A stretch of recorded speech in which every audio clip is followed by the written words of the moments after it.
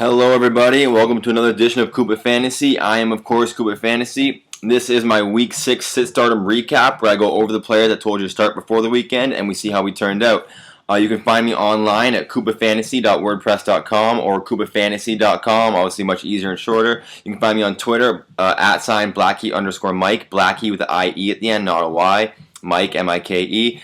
And also, subscribe to my videos, guys. All that stuff does wonders for me. Just proves that there's someone out there listening to the words I say, and this isn't a waste of time.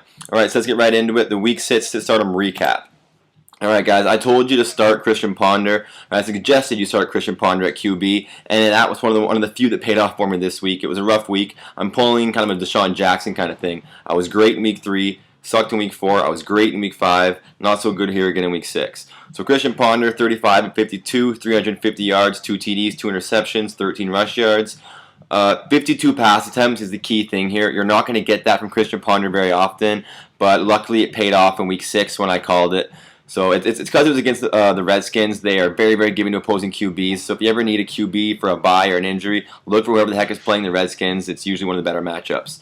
And at running back, probably the most disappointing start of the week was Rashard Mendenhall only getting 6 rushes for 6 yards before getting injured with an apparent Achilles injury or something like that. He's probably going to be out for week 7 as well, meaning Isaac Redmond could be a guy to go target in the waiver wire. But yeah, Rashard Mendenhall, after his big breakout week 6 from the injury, very, very, very disappointing week 7. Yeah, sucks. Michael Turner, another running back I told you to start, 11 rushes, 33 yards, 1 catch, 6 yards.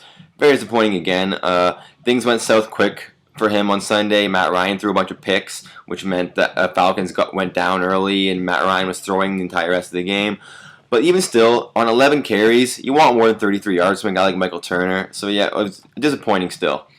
And then on to the wide receivers, Andre Roberts, another disappointing effort, 2 catches, 18 yards. Against the Bills, I expected a lot more from the Arizona Cardinals. They ended up losing in overtime, 19-16. Kevin Kolb was hurt in the game, so it's going to be John Skelton moving forward. So maybe that will improve things because usually John Skelton is a better fantasy QB than Kevin Kolb is, whether or not they're winning games.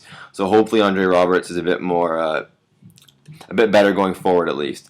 And then Sidney Rice, 3 catches, 81 yards and a TD. Big game-winning TD catch, saved the day for Rice, and it saved the game for the Seahawks, who upset the Patriots by a point, courtesy of the last-minute touchdown from Sidney Rice. It was his breakout game with 14 points, but he's still a very hard guy to trust in the future, and I know that I'm not particularly going to be looking to start this guy very often, even like the rest of the year, even after this kind of game.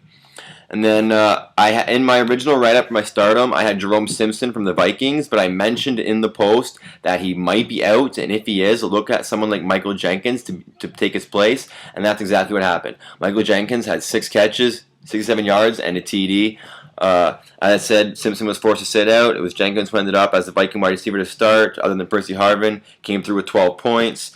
He was helped by the fact that the Redskins were putting up points, and Ponder had to throw 52 pass attempts. So same with Ponder. I don't trust Michael Jenkins going forward, but if you plugged him in week 6, congratulations to you.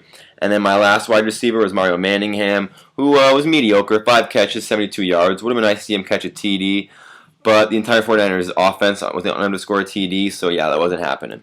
So that was my sit-em picks, or my start-em picks for the week. And on to the sit-ems. A couple of quarterbacks, Joe Flacco, 234 yards, a TD, and interception. You don't want to start a QB against the Dallas Cowboys unless he's already a stud, like Breeze, Brady, like those top 5, top 7 guys.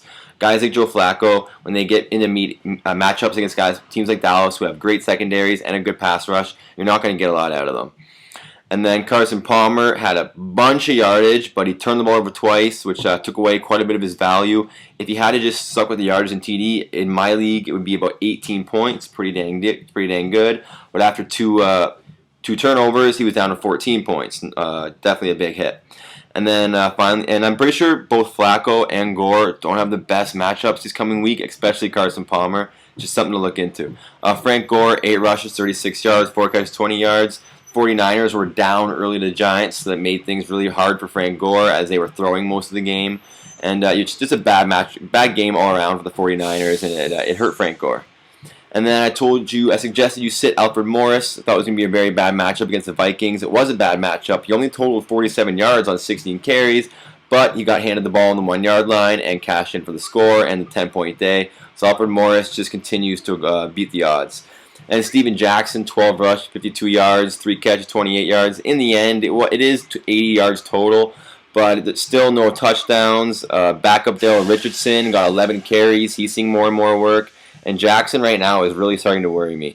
He's got a good matchup next week, but he might see timeshare with Daryl Richardson. And then James Jones, I suggested you sit him, but the Green Bay Packers went crazy on Houston Texans. Did not see that coming. And Jones, despite only having 3 catches for 33 yards, 2 of them were touchdowns. Lots of value there. It's hard to want to sit James Jones when he just seems to score week after week. But he's got another rough matchup coming up against the Rams, who are pretty good with Cortland Finnegan on the secondary. And then Anquan Boldin was my final suggestion as a sit, and he had just shy of 100 yards on 5 catches. Torrey Smith had a touchdown. Anquan Boldin had 100 yards, but Flacco had a bad game in the end. It's kind of weird how that worked out. I'm kind of liking Boldin going forward. Same with Joe Flacco. Ray Lewis is out. Darius Webb is out. Terrell Suggs is still out. Holy Nagata is limited and slowed due to injury. So it looks like the Ravens might need to be using their offense even more as the defense just keeps on taking hits. And then a couple of breakout players from the past week, guys, you're going to want to target on the waiver wire. Felix Jones, because of the DeMarco Murray injury, he's probably your number 1 play of the week for waiver wire pickups. Number 2, Ontario Hardesty. If Trent Richardson's out, Hardesty could see a great workload. Isaac Redman in place of Rashard Mendenhall, who's probably not going to be around in week 7. John Skelton, now that Kevin Kolb is out, he'll be the new starter in Arizona if you're desperate for your QB. And then Stephen Hill, wide receiver for the Jets. I think he's going to have some value going forward as the Jets are forced to throw the ball because they ain't going to be winning very many games without Santonio Holmes, without Darrelle Revis, and as long as they have Mark Sanchez at the helm, because I got no faith in that guy. All right, guys, that is it for my Week 6 Sit Stardom recap video.